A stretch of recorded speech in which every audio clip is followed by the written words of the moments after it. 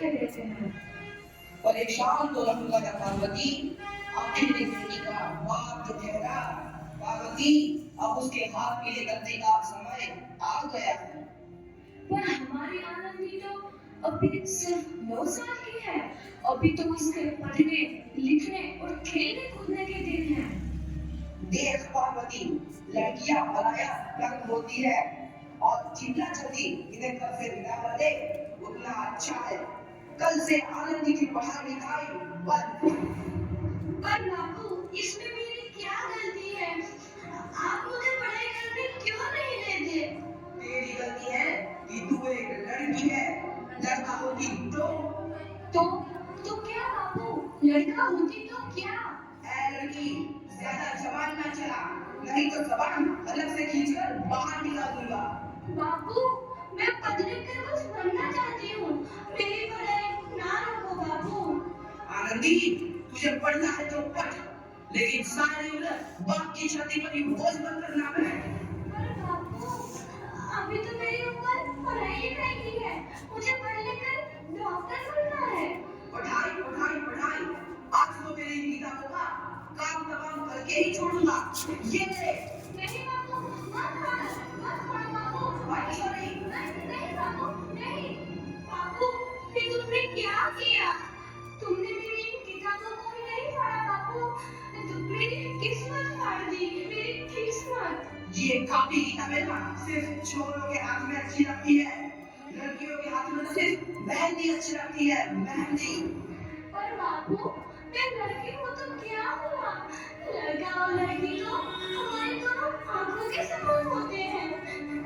चुप कर आनंदी, और यह एहसान मान कि अब तक जिंदा है तू। कहीं बचपन में गला दबाकर मार दिया होता तो यह तेरी बकबक नहीं सुननी पड़ती आज।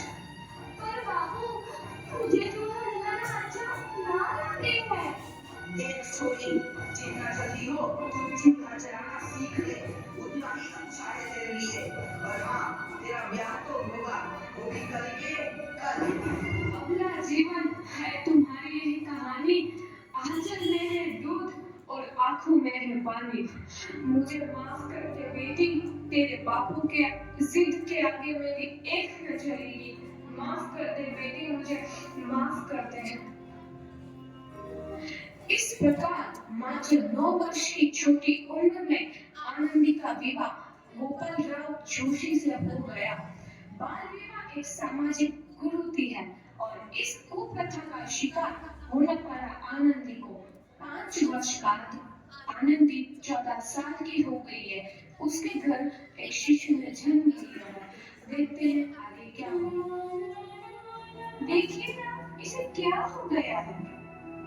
इसका माथा तो अंगार की तरह तप रहा है। इसे तो बहुत तेज बुखार है। आप बिना कुछ भी बोलते हैं, दीजिए मुझे। माधव, माधव, जल्दी से बेटी को बुला के लाओ। जी, अभी बुला के लाता हूँ। ये तुम क्या कर रही हो आनंदी? भगवान की विभूति लगा रही हूँ। बस करो आनंदी, ये सब अंधविश्वास है। अरे आप यकीन तो कीजिए, भगवान की कृपा से इसका माथा ठंडा हो रहा है और बुखार भी उतर गया है ना बाबू? देखिए, दीजिए मुझे। उठो बाबू, आंखें खोलो। तुम्हें तुम्हारी माँ बुला रही है। आंखें खोलो, देखिए ना इसे क्या हो गया है? आंखें भी नहीं खोल रहा। आंखें खोलो बेटा, आप चुप क्यों है? आंखें खोलो बेटा, आंखें खोलो।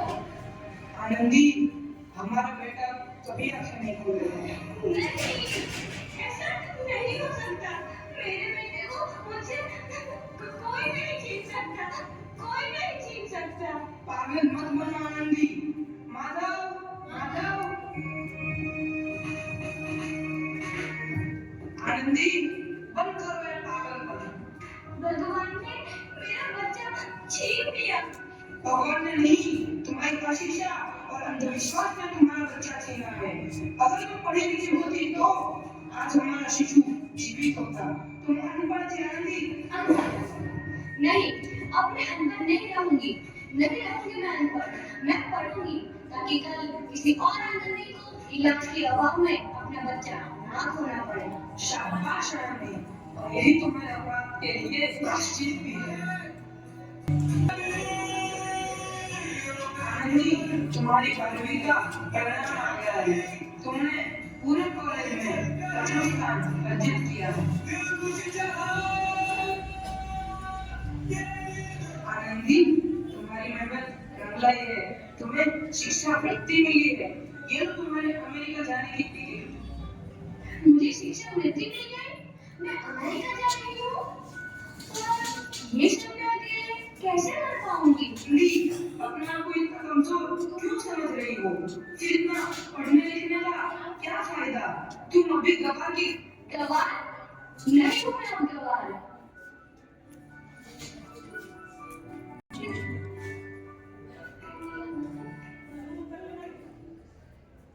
इस प्रकार 7 अप्रैल 1883 को आनंदी अमेरिका के पेंसिल्वेनिया के लिए रवाना हुई और 3 साल बाद उन्होंने डॉक्टर ऑफ मेडिसिन की उपाधि प्राप्त कर ली। इधर आनंदी के पिता की तबीयत बहुत खराब है। आगे क्या होता है देखते हैं। अब मेरे जाने का समय आ चुका है। अब मैं नहीं बचूंगा। ऐसा मत बोलो। शहर के सिटी हॉस्पिटल में अमेरिका से डिग्री लेकर कोई बड़ा डॉक्टर आया है। एक बार वहाँ चलकर दिखा लेते हैं।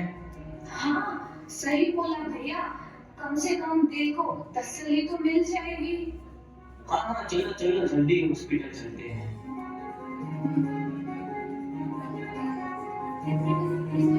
इस मरीज की हालत तो बहुत ही खराब है। कोई चमत्कार ही इसे बचा सकता है। ऐसा मत बोलो भाई, डॉक्टर साहब कब तक आ जाएंगे? लो आए डॉक्टर मैडम। डॉक्टर मैडम, जल्दी देखिए, मरीज की हालत बहुत ही खराब है।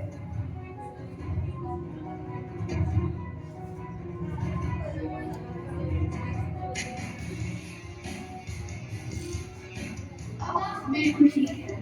मौत के मुंह से आपको बचाया है डॉक्टर मैडम ने। डॉक्टर साहब दिल से बचा लिया। मुझे मिलना है डॉक्टर साहब से।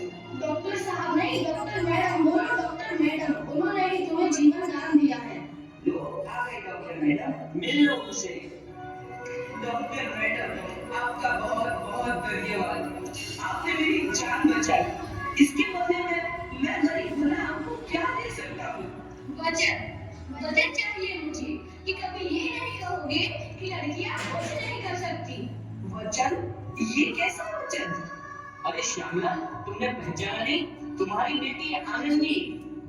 आनंदी? मेरी बेटी आनंदी डॉक्टर? हाँ बाबू, वही आनंदी जिसके लिए बचपन में तूने चूल्हा और दूल्हा के अलावा कुछ नहीं सोचा था। आनंदी, आनंदी मेरी बेटी, मुझे माफ कर दे। मैं तेरा गुनहगार हूँ बेटी। नहीं नहीं बाबू, वही आनंदी जिसके हाथ पीले करके तुम उसके साथ जिंदगी काला कर देना चाहते थे। माफ कर दे मुझे मेरी बच्ची, माफ कर दे। मैं तेरा अपराधी हूँ मेरी बच्ची, माफ कर दे। नहीं बाबू, मैंने तो तेरा एहसान चुकाया है। याद है ना अपना एहसान जो बचपन में तुमने मुझ पर किया था? ताने सुना सुना कर जीते जी मार डाला था मुझको। अब बोल, और किस किस को मारेगा? आनंदी बेटी, मुझे माफ कर दे मेरी बच्ची। मैं तेरा गुनहगार हूँ। बाबू, आपने भी तो बोला था किताबें सिर्फ बेटों के हाथ में अच्छी लगती है, बेटियों के हाथ में तो सिर्फ मेहंदी। बेटों और बेटियों में फर्क करना तो आंखों में फर्क करने समान है। एक का पढ़ना और दूसरे का ना पढ़ना सामाजिक अंधकार है बाबू, सामाजिक अंधकार। उपकार मांगता हूँ मैं तुझ जैसी बेटी का, जिसने सारी उम्र मुझसे कुछ ना मांगा। मांगा तो सिर्फ बराबरी का दर्जा। वरना सच तो यह है कि मैं तेरी माफी के लायक भी ना हूँ।